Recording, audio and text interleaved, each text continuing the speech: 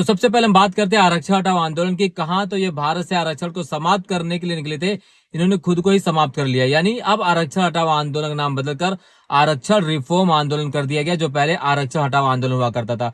क्योंकि जंतर मंतर पर प्रदर्शन करने के बाद इन्हें पूरी तरीके से इल्म हो चुका है कि भारत से आरक्षण को इतनी आसानी से समाप्त नहीं किया जा सकता, क्योंकि आरक्षण कोई 5 साल का गरीबी हटाओ कार्यक्रम नहीं है जिसे 5 साल लागू करने बाद समाप्त कर दिया जाए।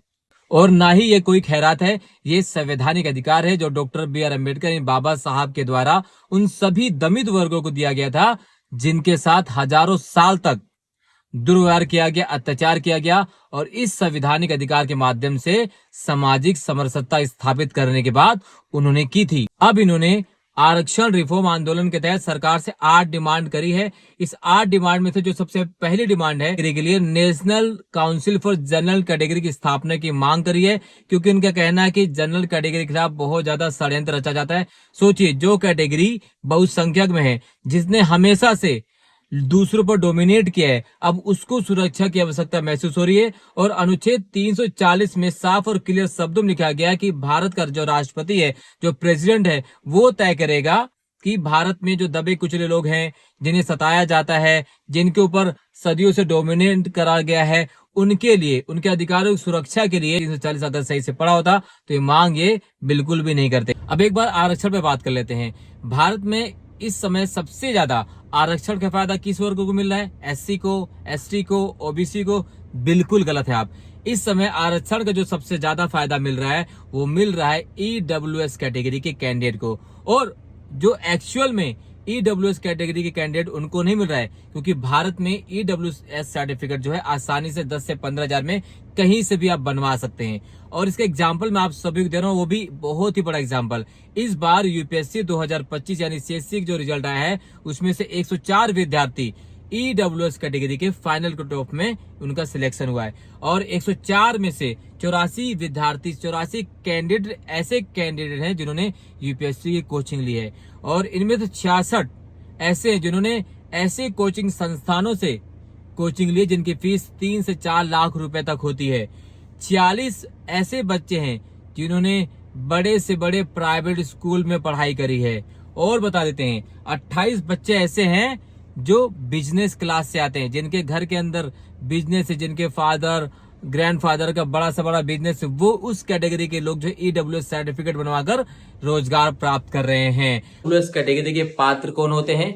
एससी वाले? बिल्कुल नहीं। एससी वाले? बिल्कुल नहीं। एसटी, एससी, ओबीसी, ये तीनों कैटेगरी जो है ईडब्ल्यूएस कैटेगरी में शामिल नहीं हो सकते, क्योंकि ये अपने अपने कैटेगरी में सिलेक्ट होते हैं।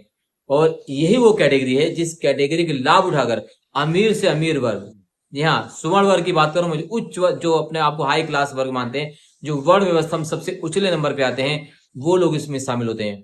और ईडब्ल्यूएस कैटेगरी में जितना ज्यादा घपला होता है उतना किसी भी कैटेगरी में नहीं किया जा सकता, क्योंकि एससी, एसटी, ओबीसी का अगर आपको सर्टिफिकेट बनाना है, यहाँ पर कास्ट मैटर करता है। लेकिन ईडब्ल्यूएस के लिए कोई कास्ट सर्टिफिकेट की जरूरत नहीं होती है।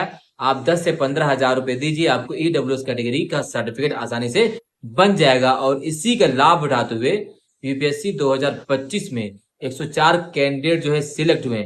मैं ये नहीं कह रहा कि 104 में से 104 जिन्होंने फर्जी सर्टिफिकेट बनाया, लेकिन 84 विद्यार्थियों ने फर्जी सर्टिफिकेट से, या कहें जो उसके पात्र नहीं थे, फिर भी उन्होंने इसका लाभ उठाया। यहाँ पर डेटा आप देख सकते हैं कि 84 विद्यार्थी ऐसे जिन्होंने सिविल सर्विस की कोचिंग ली है, जिसमें से 66 ऐसे विद्यार्थी हैं जो ऐसे संस्थानों से पढ़कर आए हैं जिनकी फीस कोचिंग की अगर आप सुनेंगे तो हैरान आ जाएंगे, 3 से 4 लाख रुपए है। इनमें से कुछ कैंडिडेट ऐसे हैं जो बड़े से बड़े एमएनसी कंपनी में काम करते हैं।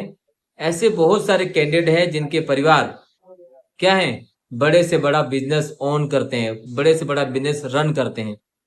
ऐसी बहुत सारी वैकेंसियां हैं जिसकी कट ऑफ स्क्रीन में देख सकते हैं, एससी, एसटी, ओबीसी से कम जाती है, वह ईडब्ल्यूएस कैटेगरी। यहाँ पर रिफॉर्म की जरूरत है, यहाँ पर सबसे ज्यादा बदलाव की जरूरत है, ताकि ईडब्ल्यूएस कैटेगरी तहत जिसको लाभ मिलना चाहिए उसको लाभ मिले। यहाँ पर रिफॉर्म की कोई बात नहीं करेगा, और करेगा क्यों? क्योंकि ये उन्हीं वर्गों से संबंधित वर्ग से लाते हैं। यहाँ पर रिफॉर्म की जरूरत है, यहाँ बात कीजिए। जहां रिफॉर्म की जरूरत नहीं है वहां बात करने कोई फायदा नहीं है। कमेंट बॉक्स में अपनी राय दे सकते हैं, चैनल को फॉलो कर सकते हैं।